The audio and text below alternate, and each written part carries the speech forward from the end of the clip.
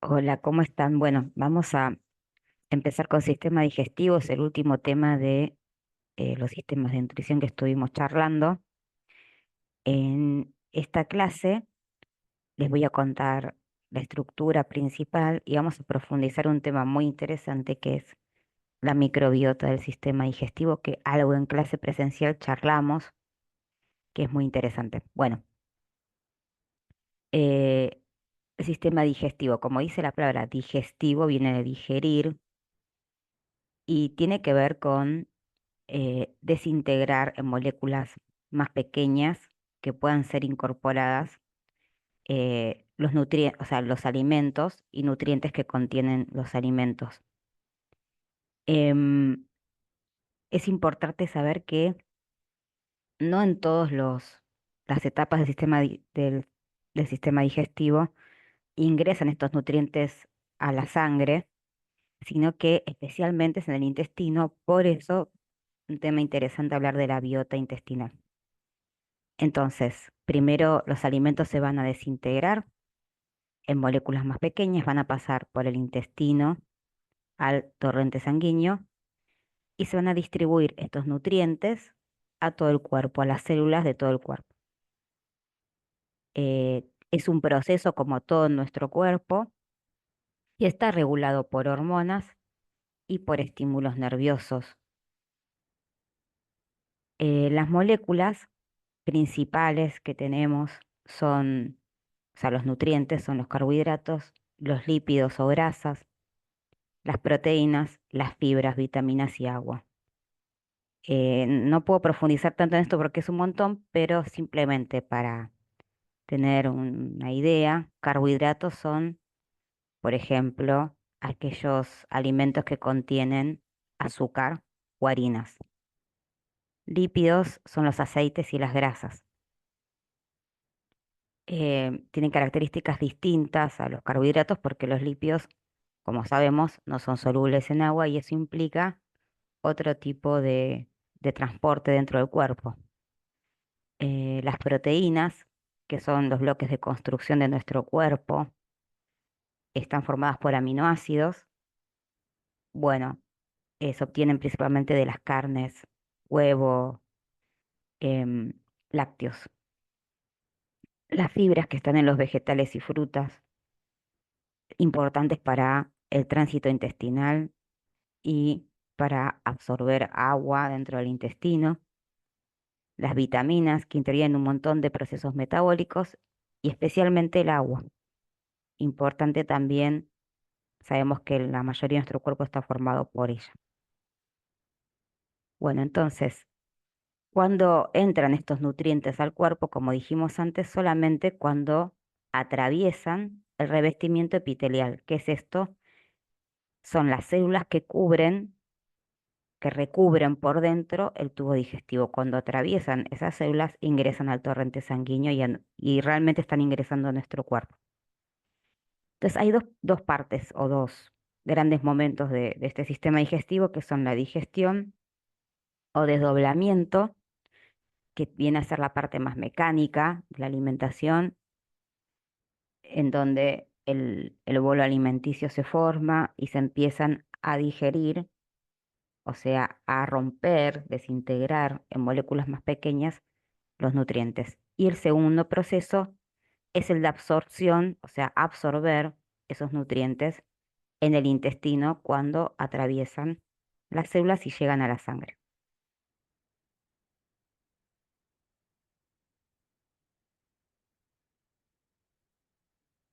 Bien. Bueno, les quería mostrar este video. Lo podríamos ver cada uno, pero me parece interesante para ir al tema que queremos ver que lo veamos juntos. Si no lo tienen en la presentación, pero se los dejo para que lo veamos en este momento. En este momento, trillones de bacterias, hongos y virus están trabajando dentro de tu cuerpo, más precisamente en tu intestino. Y eso es algo bueno. En este video te voy a contar qué es y para qué sirve la microbiota intestinal. Es ese conjunto de microbios que viven en nuestra barriga desde que nacemos y que tienen un rol muy importante en nuestra inmunidad y salud en general. Y quédate hasta el final, porque también hablaremos de qué puedes hacer para mantener una microbiota saludable. Así como cada persona tiene una huella digital única, todos tenemos una combinación particular de microbios en el intestino. Esta combinación de bichitos se forma a lo largo de nuestra vida y está influenciado, por ejemplo, por el medio ambiente o lo que comemos. Varios estudios han demostrado que la primera infancia, o sea, hasta los 3 años de edad, es crucial para su formación. Los científicos creen que incluso el tipo de parto marca una diferencia, ya que durante el parto vaginal, un bebé entra en contacto con la microbiota vaginal de su mamá. También hay evidencia de que amamantar o dar pecho contribuye a la formación de una microbiota diversa y saludable. Pero no solo tenemos ecosistemas de microbios en el sistema digestivo. El cuerpo tiene varias microbiotas, en la boca, en la nariz, en los pulmones, pero la intestinal es la más importante y numerosa. Cuando tenemos un desequilibrio en el funcionamiento de la microbiota, los científicos lo llaman disbiosis, y este desequilibrio puede hacer que algún germen que vive en ella pueda volverse dañino. Por ejemplo, hay algunos estudios que consideran que la COVID puede ser más grave en personas con obesidad o diabetes tipo 2, porque es común que estas personas tengan ese desequilibrio en su microbiota. Si tu microbiota tiene un comportamiento irregular, esto también podría contribuir a que tu cuerpo tenga una reacción inflamatoria descontrolada al coronavirus. Esto desencadena la llamada tormenta de citoquinas, donde el sistema inmunológico libera sustancias súper agresivas para atacar al virus invasor, y esto puede acabar dañando células y órganos vitales de nuestro cuerpo. Usé la COVID como un ejemplo, pero ya hay estudios que están investigando el rol que juega la microbiota en otros trastornos, como el cáncer, las alergias, la obesidad y la depresión. Na obesidade já está começando, já tem trabalhos também mostrando que o ratinho magro e o ratinho gordo, quando você pega a microbiota do ratinho gordo, passa para o magro, ele engorda. Quando você pega do magro para o gordo, ele emagrece. Depressão, a gente fala do segundo cérebro, é justamente por isso. O intestino ele é formador de neurotransmissores. A serotonina, a dopamina, tudo isso acontece com as bactérias que produzem esses neurotransmissores. Então, está muito vinculado, né? Tanto é que a gente chama o segundo cérebro, né? É o sistema nervoso entérico. Actualmente también hay investigaciones sobre el trasplante de heces, es decir, que toman las heces con la microbiota de una persona saludable y se las trasplantan a otra con problemas de salud. Esto se usa para tratar inflamaciones intestinales, obesidad e infecciones bacterianas muy resistentes. Pero ¿qué podemos hacer nosotros en nuestra vida diaria para cuidar nuestra microbiota y lograr que esté súper saludable con especies diversas? Como todo lo que tiene que ver con la salud, la respuesta incluye una combinación de factores.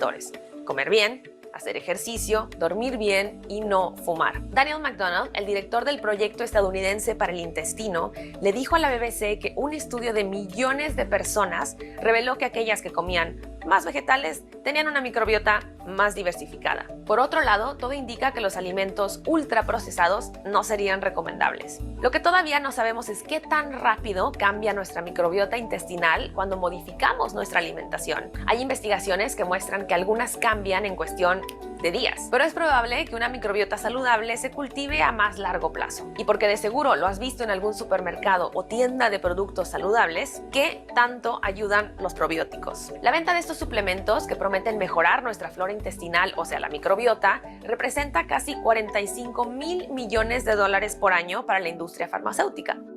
Según los especialistas que consultamos, pueden ayudar, pero sus efectos son limitados. No Brasil está saindo alguns probióticos, sim, mas não são probióticos que têm uma quantidade grande de bactérias. Aí tem 100 trilhões de bactérias, você bota 9 bilhões, não é muita coisa, né? Então, é importante a riqueza, a diversidade desse probiótico. Então, os probióticos são importantes? São. Agora, saber qual probiótico seria interessante estudar a microbiota de cada pessoa, né? E aí você faria uma medicina personalizada e daria o probiótico adequado a cada pessoa. Además, de acuerdo al profesor y biólogo Víctor Marín, de Unirio, los probióticos tienen otra limitante. Na minha opinião, elas têm quando estão juntas. Quando começa a separar, não vai dar muito certo. Por isso é que a gente tem que ingerir o alimento e não a bactéria isolada ou probiótico. Na minha opinião, tem que correr atrás dos alimentos. El tema es tan interesante que podríamos seguir hablando horas, pero vamos a dejarlo aquí con una versión modificada de un refrán que a lo mejor has escuchado antes. Barriga llena de microbiota equilibrada, corazón y cuerpo contento. Fascinante, ¿no? Que tenemos un ecosistema completo de bichitos en nuestra barriga y nuestros intestinos que nos ayudan a estar fuertes y saludables. Platícanos en los comentarios qué te pareció este. Bueno, vimos el video, es súper interesante y lo que nos explica es cómo estas bacterias, esta microbiota, también hay hongos, levaduras que están adentro de nuestro intestino, eh, la diversidad de microbiota, cómo afecta muchísimas enfermedades, entre ellas el COVID, la depresión y, y bueno, también esto muy vinculado a la alimentación, ¿no? El hecho de comer ultraprocesados, hay estudios nuevos que muestran cómo afecta la microbiota y realmente puede favorecer trastornos en la salud mental. Así que nada, me pareció interesante para que lo veamos, lo charlemos y lo tengamos en cuenta a la hora de dar estas clases a nuestros alumnos, ¿no? Es un tema que no está muy visibilizado, recién hace unos pocos años se hizo más conocido y creo que hay que empezar a visibilizar que la alimentación es muy importante, no solamente como creíamos para algunas enfermedades crónicas como la obesidad, sino cómo eso influye en otras patologías. Bueno, vamos a seguir.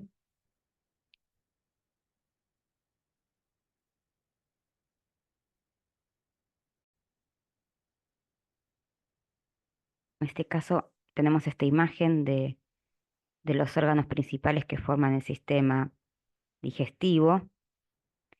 Fíjense que empezamos por, bueno, la boca, las glándulas salivales, la faringe, el esófago, bajamos y llegamos al diafragma y acá seguimos, no forma parte del sistema digestivo, pero quiero decir, fíjense en qué lugar está cada uno, ¿no? Como el tubo es un tubo, como se ve. Sigue, atraviesa acá a esta altura el diafragma y se llega al estómago, que es como una bolsa. Y tiene varias glándulas accesorias que están involucradas en el sistema digestivo. Vamos a seguir viendo acá, sigue el tubo, baja y llega al intestino delgado y el intestino grueso que llamamos colon. Y por último, el ano. Pero quería que viéramos, por ejemplo, la vesícula biliar, acá. El intestino delgado también se llama duodeno, por si en algún momento lo decimos. O sea, el intestino delgado se lo divide en distintas partes, ¿no? Con distintos nombres. El intestino delgado que se llama yeyuno, que está a esta altura, y el ilion, que está acá. Bueno, cada uno tiene su particularidad y su rol. El primer paso va a ocurrir en la boca, como vimos, donde comienza la ingestión más mecánica de los alimentos, se forma el bolo alimenticio y hay una enzima, la amilasa, que es la que va a empezar a degradar el almidón, que es un carbohidrato complejo, lo va a empezar a degradar en la boca. Esto es un buen experimento para hacer con los chicos en el laboratorio, para mostrárselos con algún eh, colorante. Podemos ver cómo las enzimas de la saliva van degradando la amilasa. Luego sigue el proceso de digestión. Como les dije antes, los nutrientes se convierten en sí, moléculas más pequeñas, ¿sí? Estos procesos los hacen enzimas, que son proteínas específicas que tienen funciones metabólicas, y también colaboran en esto los ácidos, por ejemplo, el ácido del estómago, el ácido clorhídrico. Entonces, el bolo alimenticio va a pasar al estómago, donde los jugos gástricos van a destruir bacterias que puedan ser patógenas y degradan las proteínas. Las proteínas se degradan fácilmente cuando hay un cambio de temperatura o de acidez o basicidad. No así los lípidos, no llegan a degradarse del todo. La mayor parte de la digestión va a ocurrir entonces en la porción superior del intestino delgado, que se llama duodeno, como vimos en la imagen. Estas enzimas que están reguladas, este funcionamiento por hormonas, o sea, por el sistema endocrino, que lo vamos a ver más adelante en la segunda parte de la materia, van a eh, ir degradando estos nutrientes para que puedan después pasar al proceso de absorción. Las grasas se hidrolizan por lipasas, que son enzimas específicas también que actúan en las grasas, y las proteínas se reducen. Las proteínas son largas cadenas de aminoácidos. Bueno, se cortan, podríamos decir, em, sí, se separan en dipéptidos, o sea, formados por dos aminoácidos o aminoácidos individuales. Imagínense un collar largo que se va cortando las cuentas para separarlas. Este es el proceso más importante. De esta forma, los nutrientes principales van a poder ingresar al tercer paso, que es la absorción de los nutrientes.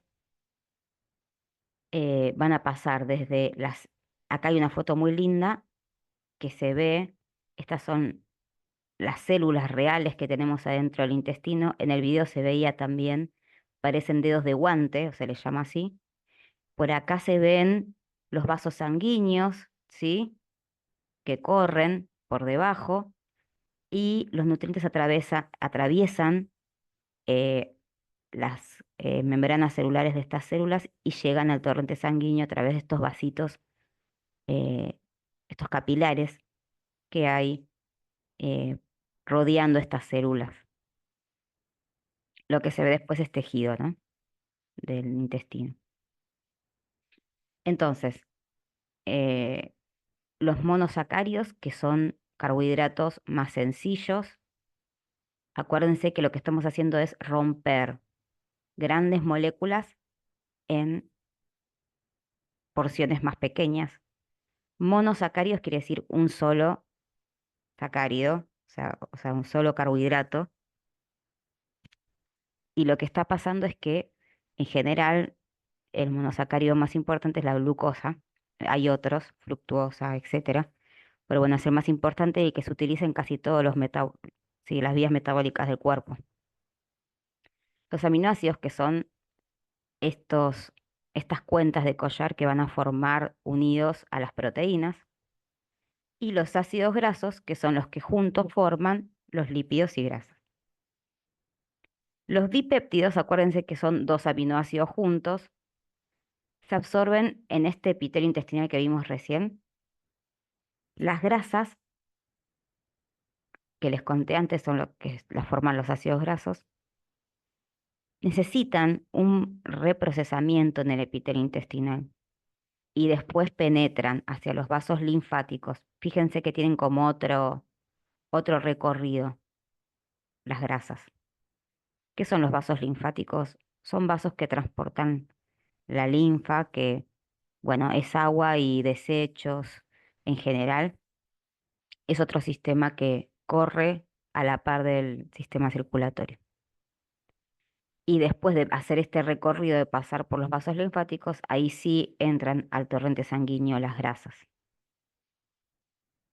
Las hormonas que secreta el duodeno, que acuérdense que es la primer parte del intestino delgado, estimulan a unas glándulas accesorias que se llaman páncreas e hígado.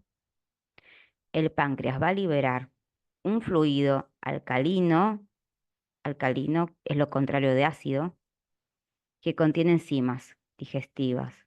El hígado va a producir la bilis, que lo que hace es emulsionar las grasas. Emulsionar quiere decir ayudar a que se puedan empezar a mezclar y formar, ¿sí?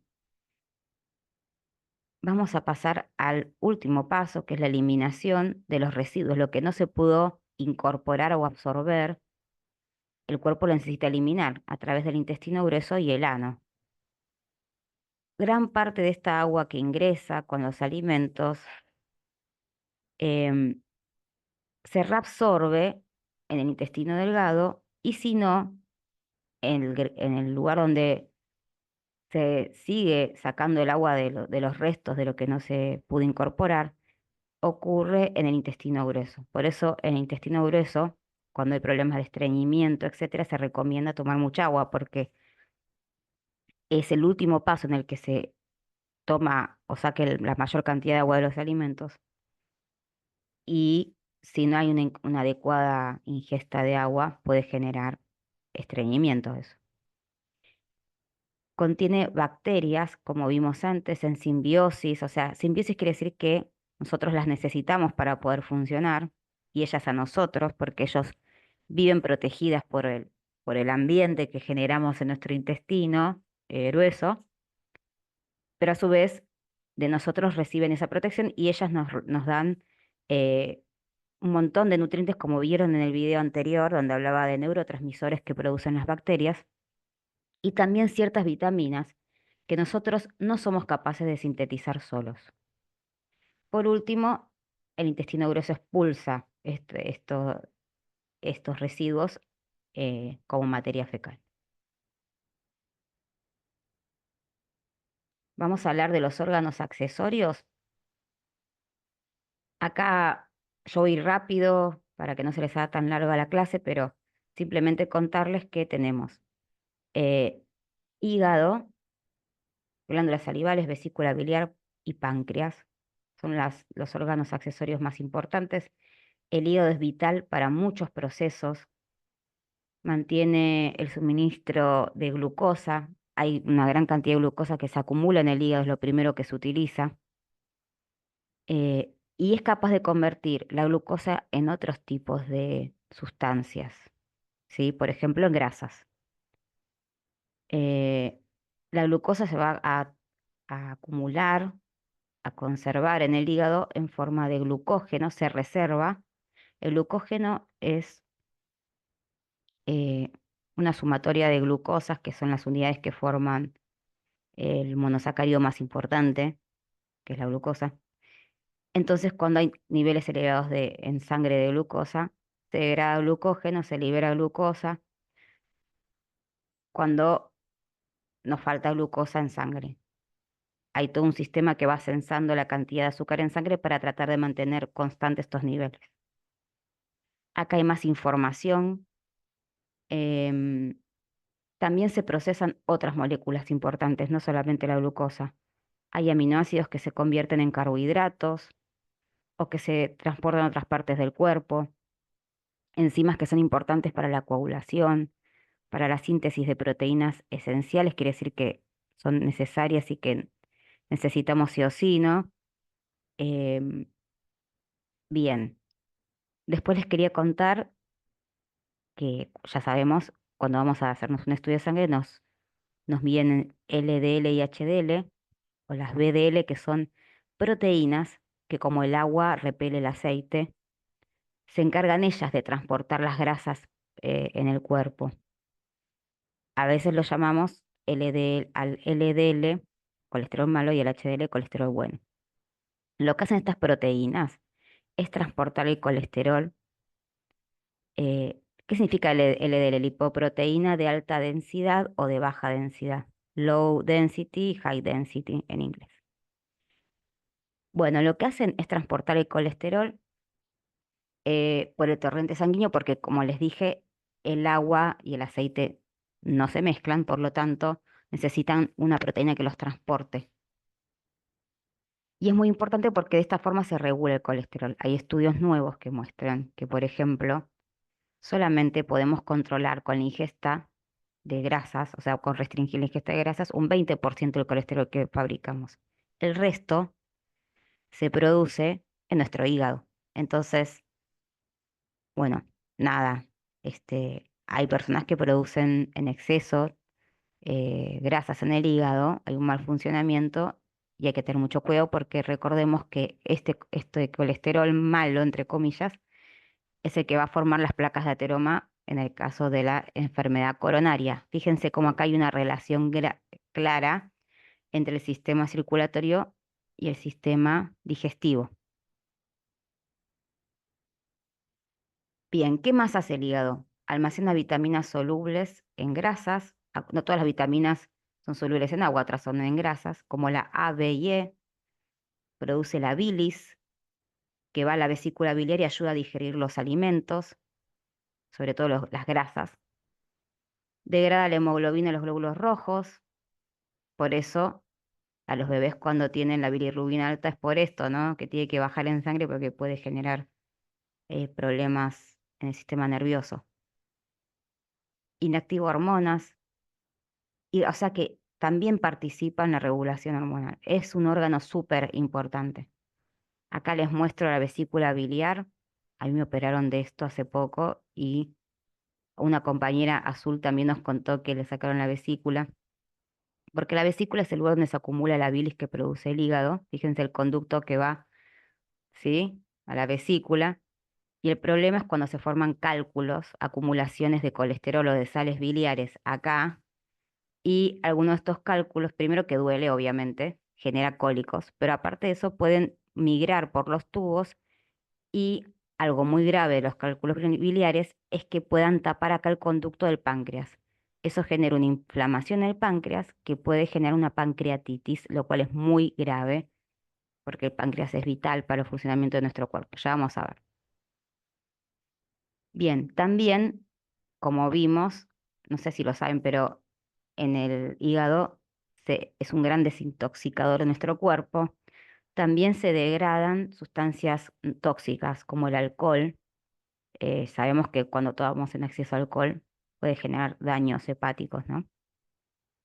Todos los remedios que tomamos también, todos las drogas que consumimos normalmente se terminan eh, desintoxicando en este órgano.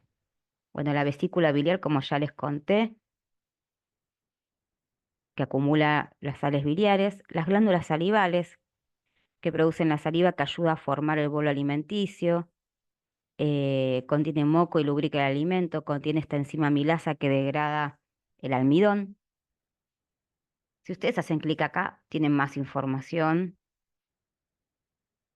Bien. Y por último, el páncreas, que es un órgano súper importante, como les dije, si se llega a generar una pancreatitis, o sea, una inflamación del páncreas, es grave por lo que vamos a ver ahora.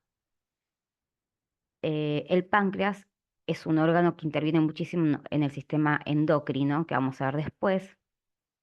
Está regulado por el sistema nervioso autónomo, o sea, el sistema nervioso inconsciente, que regula las acciones inconscientes. Y tiene una importancia muy grande porque regula los niveles de glucosa en sangre. Bien, ¿qué hace el páncreas? Secreta agua, iones y enzimas que actúan en el intestino. Por ejemplo, una amilasa la secreta el páncreas.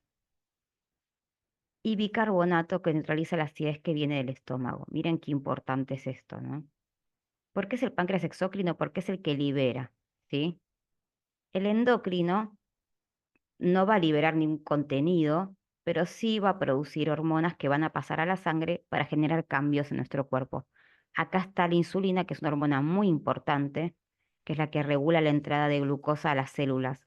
Por eso les decía que es tan complejo cuando hay una pancreatitis, es peligroso. El glucagón, que interviene para regular también los niveles de azúcar en sangre y otras hormonas más. Bien, ¿qué es lo más importante? Entonces regulan los niveles de glucosa en sangre que deberían estar a niveles normales o es lo que busca el cuerpo para que podamos nuestras células utilizarlos como vamos a ver ahora.